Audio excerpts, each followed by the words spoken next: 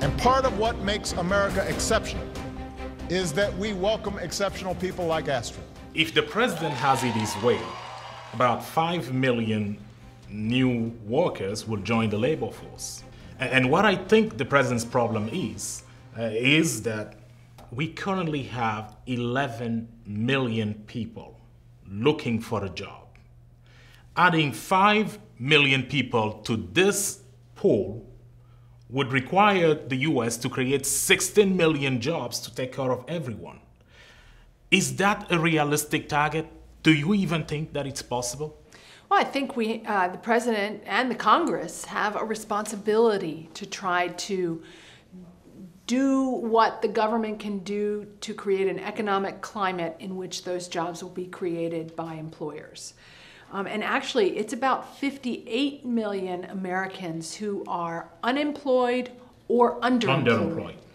And each year we bring in about 1 million new immigrants, and we have another 500,000 new illegal immigrants who arrive. Since the year 2000, there have been about 18 million immigrants settle in the United States. Over that same time period, we've added about 16 million Americans to the labor force. During that time period, our economy only created 9 million jobs. So you can do the math. It's not huge, it's big numbers, but... Two immigrants for one job created. Right. Whose fault do you think it is?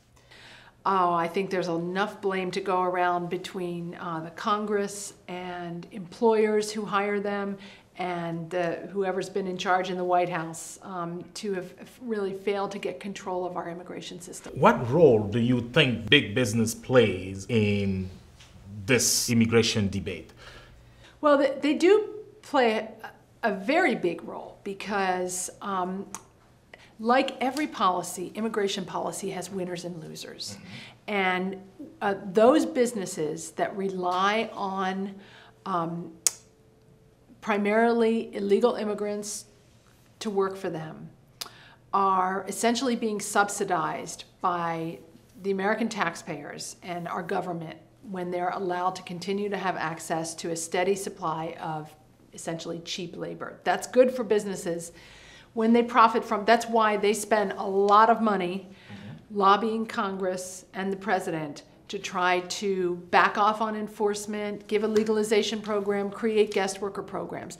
And it's not just the ones that people associate with illegal immigration. It's not all growers, agricultural interests, because really illegal immigrants are only about 5% of them are farm workers. It's also the people who push for big guest worker programs so that they can hire cheaper computer programmers. Shouldn't that make those companies more competitive internationally? It probably does make them more competitive So internationally. It also increases their profits because the rest of us taxpayers have to subsidize the services that those workers who are underpaid need. And if you're talking about, in the case of higher skilled professional guest workers, there are Americans and legal immigrants who can do that work, who are being bypassed by those employers because they want to pay their workers less. Let me give you an example of how the problems this creates for American workers. I live near Boston. A couple of years ago, the Hyatt hotels in Boston, there are a couple of them, they decided to let go their staff of about 90 housekeepers. These were mostly women who had had those jobs for years. They were paid $14 an hour. They had vacation pay, sick pay, all the benefits. They raised their kids on those jobs. Most of them, as I said, had been doing it for a long time. Hyatt decided to replace them, hired a staffing company from Georgia who brought in workers who admitted to being illegally in the country. They were paying those workers $8 an hour. No benefits, no sick time, no nothing. They told the previous housekeepers that they could apply for jobs with the Georgia staffing company at $8 an hour when they had been making $14 an hour. That's what happens when you allow employers to have unlimited access to cheap labor. It's a race to the bottom, and it's not good for American workers. And those hotel rooms didn't get any cheaper.